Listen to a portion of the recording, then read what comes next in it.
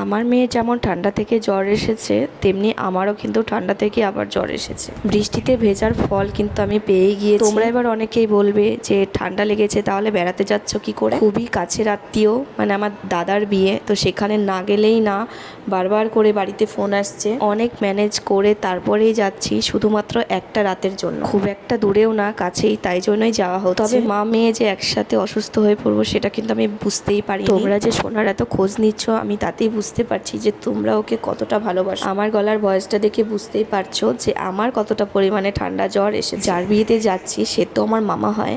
আমার মামা income tax officer, সাথে করে কিন্তু আবার নতুন একটা জব পেয়েছে, সেটা হচ্ছে রেভিনিউ অফিসার। দেখো, এত বড় চাকরি সম্পর্কে আমার কিন্তু কোনো ধারণা নেই, তবে এত গ্রাম থেকে যে এত বড় একটা চাকরি পাওয়া যায়, সত্যি দাদাকে দেখলেই বোঝা যায়। দাদা কিন্তু একদম নিম্নবিত্ত পরিবার থেকেই এত বড় একটা চাকরি পেয়েছে।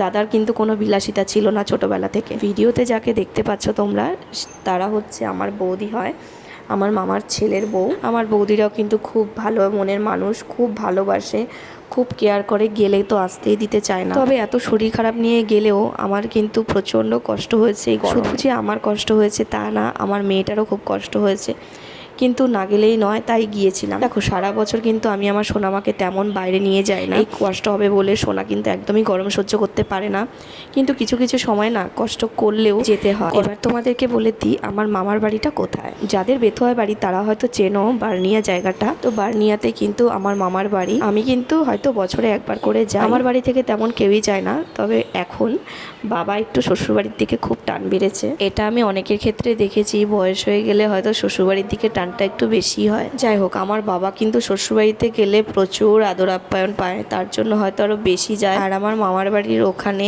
4টে ঘর, মানে আমার 3টে মামার বাড়ি, একটা মাসির বাড়ি, তো ওখানে গেলে না আনন্দর অভাব হয় না। আর খাওয়া দাওয়া তো সেটা তো দূরেই থাক, মানে এমনও হয় যে এর ঘরে খেলে তার ঘরে খাওয়া হচ্ছে না, এই নিয়ে আবার রাগারাগি শুরু হয়ে যায়। মানে 4টে বাড়িতে কটা বাড়িতে খাওয়া যাবে বলো তো। তবে আমরা যখন যাই প্রত্যেকের বাড়িতে একবেলা একবেলা করে কিন্তু আমাদের খাওয়া হয়। দেখো, সবার মন রক্ষা করার দায়িত্ব কিন্তু আমাদেরই, তাই না। বৌভাতের দিন দুপুরবেলা এতটা পরিমাণে মেঘ করেছে, তো আমরা কিন্তু সবাই চাইছিলাম যে একটুখানি ঝড় বৃষ্টি আসুক, নইলে কিন্তু এতটা গরমে রাত্রিবেলা কিন্তু খুব কষ্ট হবে।